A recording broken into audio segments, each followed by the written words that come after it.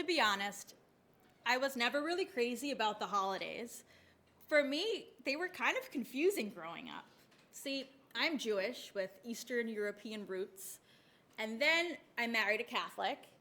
And growing up, whenever we did celebrate the holidays, it was always this mishmash of traditions. We didn't quite follow the religious protocols, and we would just get together, have dinner, and enjoy each other's company.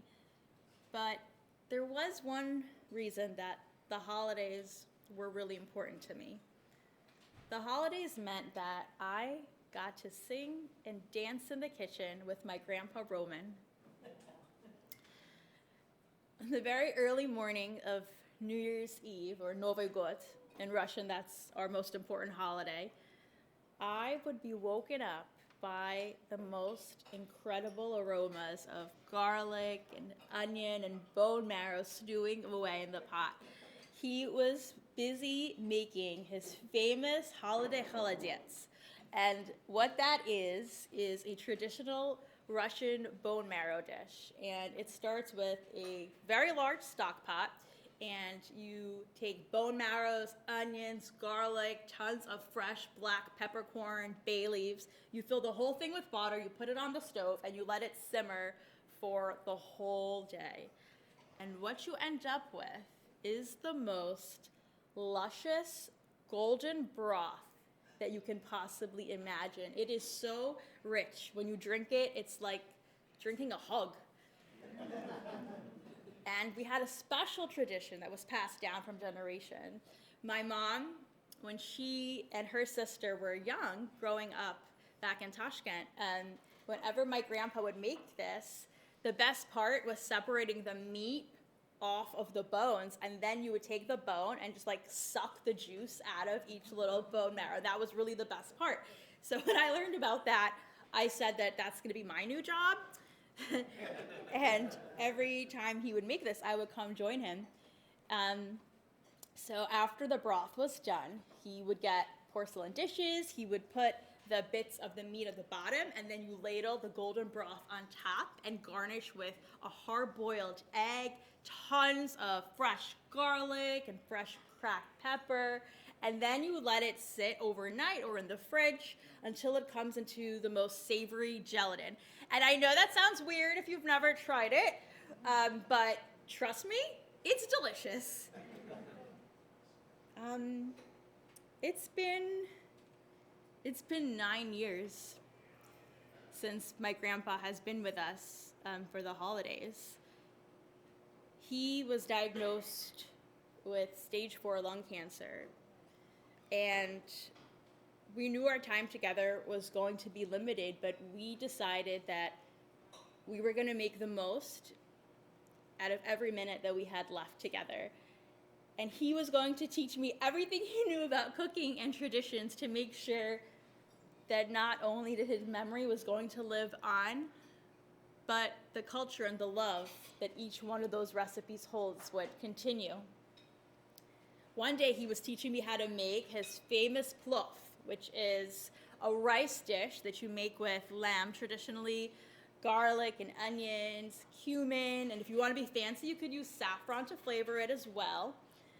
And I still don't know how. He wasn't classically trained as a chef at all, but he could take huge chunks of meat and vegetables, cut everything into perfect little dices, and fast too. He was incredible. And he just pulled me aside as he was kind of putting all of the ingredients inside of the pot. And he said, Lenachka, he would call me Lenachka, his nickname for me. He said, one day when I'm not here, promise me that you'll remember this dish. Promise me you'll continue to make it.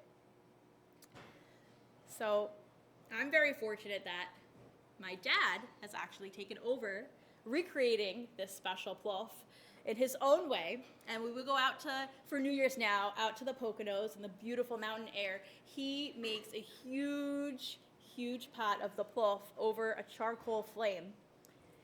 And sometimes he uses filet mignon, which is not traditional, but sure is tasty. And I know that when we all sit down together at the table, I know that all four of my grandparents, both Tia de Romas and Baba Asa and Baba Fira, I know they're with us, smiling down. And I know that they're happy because we're together and holding the family through the things that matter most in life, right? I decided a long time ago that I was going to continue his tradition of cooking and recreate things in my own modern way. And what I didn't expect to happen was I had the pleasure and the sweet memory of creating his final meal. He was in the hospital, and we didn't know, obviously. And I recreated a chicken soup, but in a way that is not traditional. I took chicken thighs and I crisped them up, and then I added white wine, and it ended up creating a very similar golden broth. I brought it to him, and he ate it. And we talked, and we played chess, and we smiled.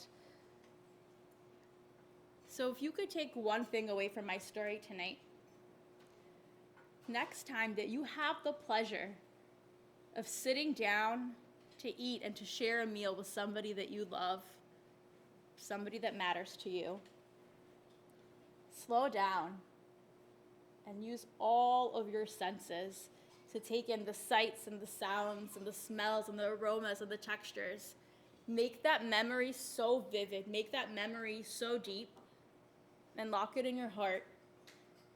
So on the coldest of days, when you miss that person the most, you can pull that memory, and they're right there with you. 6.5 years ago, I had a little baby boy who I named Roman after both of my grandpas. And now, every holiday, the little Roman helps me cook all of my special meals. And with this, his spirit will live on. Thank you.